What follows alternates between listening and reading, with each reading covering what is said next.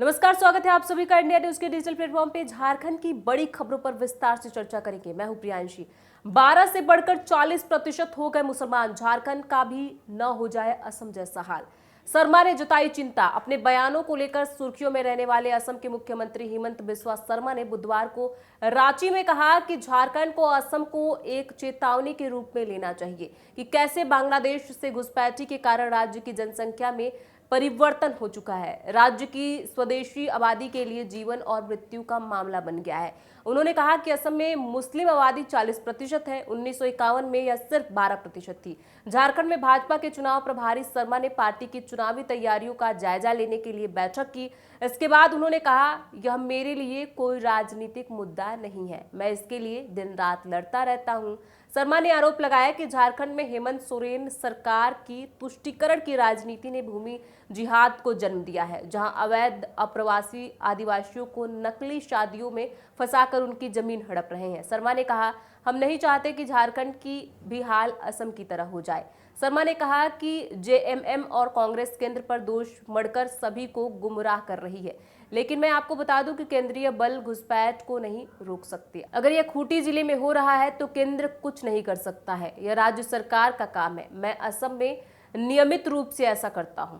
अब रुक करते अगली खबर का। कृषि मंत्री शिवराज का हेमंत सरकार पर हमला। कहा, मूलवासियों को चल रहा है अल्पसंख्यक बनाने का खेल। झामुमो ने किया पलटवार। भाजपा के विधानसभा प्रभारी व केंद्रीय कृषि मंत्री शिवराज सिंह चौहान ने कहा कि कार्यकर्ताओं को लोकसभा चुनाव की विजय के बाद झारखंड के विधानसभा चुनाव में महाविजय का संकल्प लेना है। महाविजय इसलिए जरूरी है क्योंकि हमें झारखंड को बचाना है। हेमंत सरकार के संरक्षण में विदेशी घुसपैठ कर रही हैं। अगर यह सरकार दोबारा आ गई तो यहाँ के मूल निवासी अल्पसंख्यक हो जाएंगे। वहीं झामुमो ने इस मुद्दे पर पलटवार करते हुए कहा कि झारखंड में बांग्लादेश से जितने भी घुसपैठ हुए हैं उसके लिए गृह मंत्री अमित शाह जिम्मेदार है। शिवराज सिंह चौहान ने कहा कि हम वोटों के लालच में झारखंड की अस्मिता के साथ खिलवाड़ नहीं कर सकते हैं।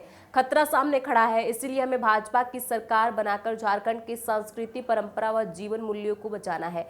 वे बुधवार को हरमू रोड स्थित कार्निवाल बैंक्वेट हॉल में भाजपा के हटिया विधानसभा स्तरीय कार्यकर्ता अभिनंदन सह विजय संकल्प सभा को संबोधित कर रहे थे। उन्होंने कहा कि हेमंत सरकार में योजनाबद्ध तरीके से मूलवासियों को अल्पसंख्यक बनाए जाने का खेल चल रहा है। उनका कहना था कि हमने सुना है कि कुंभकर्ण 6 महीने सोता था और 6 महीने जागता था। जब जागता था तो सिर्फ खाते ही रहता था। गठबंधन सरकार में झामुमो व कांग्रेस 2 कुंभकर्ण हैं जो केवल रोटी नहीं खाते हैं, ये बालू, खनिज और पहाड़ भी खाते हैं।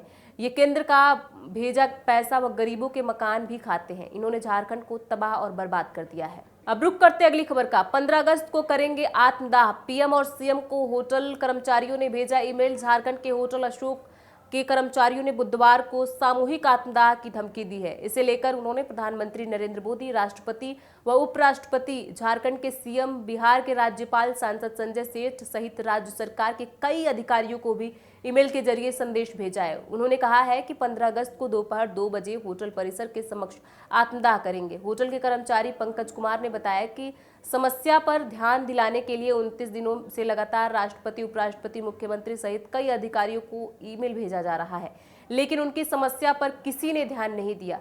उन्होंने कहा कि पिछले 25 महीने से हमें वेतन नहीं मिला है। दरअसल शहर के पॉश इलाके डोरंडा स्थित होटल अशोक करीब 6 साल से बंद पड़ा हुआ है। ऐसे में यहाँ पर काम करने वाले कर्मचारियों को वेतन नहीं मिलने से उनकी स्थिति दयनीय हो चुकी है।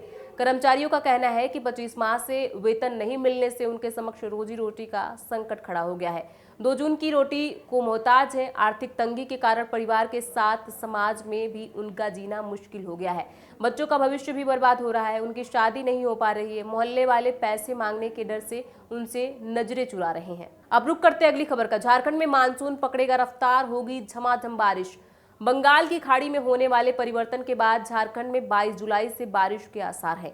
खाड़ी में निम्न दबाव के बनने की प्रक्रिया 19 जुलाई तक पूरी होते ही बंगाल और ओडिशा के तटीय इलाकों के साथ साथ रांची समेत पूरे राज्य में जमकर पानी बरसेगा। मौसम विभाग के अनुसार इस निम्न दबाव का असर 24 जुलाई तक पूरे राज्य में रहेगा। राज्य में पिछले 24 घंटे के दौरान मानसून कमजोर रहा है। अब रुक करते अगली खबर का। गांव में नहीं रहता कोई मुस्लिम परिवार, फिर भी हर साल मनाते हैं मुहर्रम। हिंदुओं ने बरकरार रखी विरासत। झारखंड के हजारीबाग जिले से भारत की गंगा जमुना तहजीब की तस्वीर दिखने वाली एक खबर आई है। यहाँ पर एक ऐसा गांव है जहां कोई मुस्लिम परिवार नहीं रहता, लेकिन इसके बाद भी यहाँ दशकों से हर साल मुहर्रम मनाया जाता है। इस गांव का नाम डुमरी गांव है, जहां मुहर्रम मनाने की परंपरा दशकों से चली आ रही है। इसका नेतृत्व साओ परिवार करता है। इस परंपरा को जारी रखने के बारे में बताते हुए परिवार के एक सदस्य संजू साओ ने कहा कि इसकी शुरुआत 1950 में तब हुई थी जब उनके पूर्वजों ने तजिया के साथ इस दिन को चिन्हित करना शुरू किया था और कुछ सालों को छोड़कर यह लगातार जारी रहा है। साओ ने बताया कि मस्जिद के एक मौलाना ने हिंदू समुदाय के सदस्यों के सहयोग से आजादी के 3 साल बाद डुमरी में मुहर्रम का जुलूस निकालना शुरू किया था। तब से गांव के लोग इस परंपरा का पालन करते आ रहे हैं। साओ ने मीडिया कर्मियों से कहा कि वे इसे जारी रखने में खुश हैं, भले ही जिले में कुछ जगहों पर हिंदुओं और मुसलमानों के बीच कई सांप्रदायिक विवाद सामने आ चुके हैं।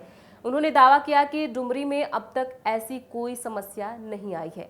झारखंड की बड़ी खबरों पर विस्तार से चर्चा करते रहेंगे। इन खबरों पर आपकी क्या राय है, हमें कमेंट बॉक्स में लिख के जरूर बताएं। बहुत बहुत शुक्रिया।